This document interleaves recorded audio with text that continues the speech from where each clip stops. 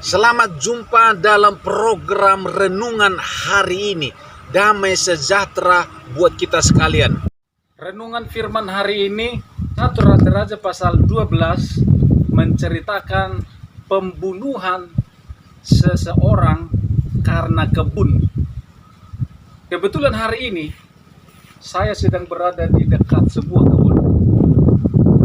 Mengingatkan kita kepada kisah dalam Alkitab, yaitu kisah Nabot.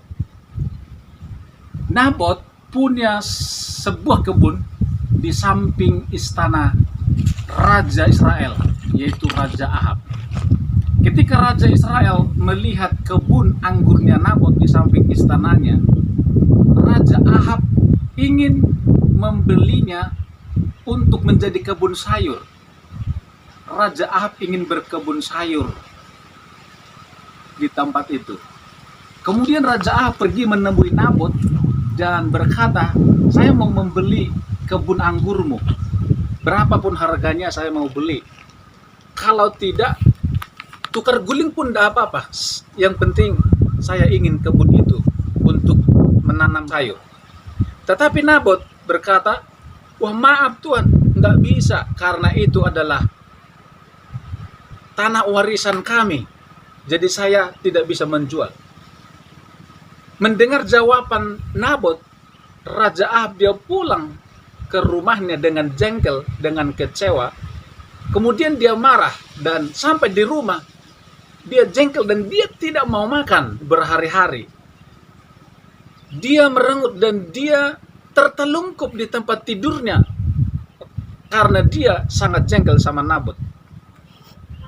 Kemudian istri Ahab yang bernama Isabel, dia melihat suaminya yang bernama Ahab dan dia bertanya, "Kenapa seperti itu? Ada apa? Kenapa mukanya muram?" Lalu Raja Ahab berkata, "Kebun Nabot, dia tidak mau menjualnya kepada saya. Berapapun harganya dia tidak mau. Dia tetap tidak mau." Kemudian Isabel, istri Ahab, dia berkata, "Oke, kalau begitu caranya, saya yang turun tangan."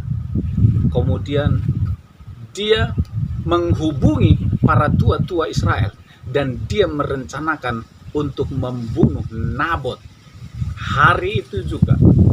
Kemudian dengan rencana pembunuhan yang matang, dan Nabot ketangkap sama anak buahnya Isabel, dan Nabot dihukum, dilempari, dirajam sampai mati.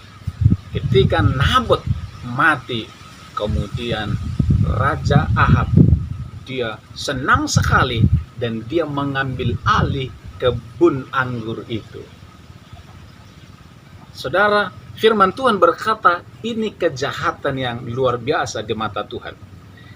Ketika Nabot memiliki semuanya, kemudian datanglah nabi Tuhan yang bernama Elisa dan berkata, "Hei Raja Israel, Raja Ahab, Nabot darahnya sudah tertumpah dan darahnya dijilat sama anjing.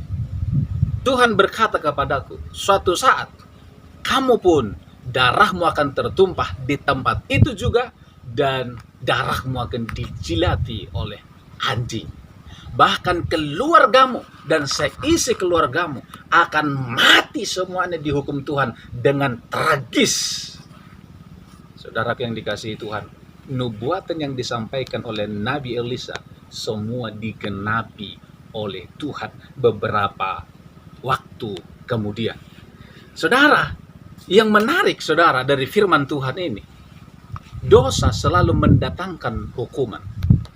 Hati-hati dengan dosa. Dosa selalu mendatangkan maut. Ahab dia punya kedudukan, dia punya kekuasaan. Dia memanfaatkan kekuasaannya seolah-olah tidak ada Tuhan di dunia ini. Dia mengambil alih dengan caranya sendiri. Tetapi Tuhan tidak pernah tertidur. Dia adil dan Dia Tuhan yang mengasihi. Saudara yang dikasihi oleh Tuhan, tidak semua keinginan kita harus dituruti. Keinginan yang tidak sesuai dengan keinginan Tuhan tidak harus dituruti. Saudara, ada banyak keinginan banyak orang di dunia ini. Demi untuk mencapai keinginannya, dia melakukan berbagai cara demi untuk mencapainya.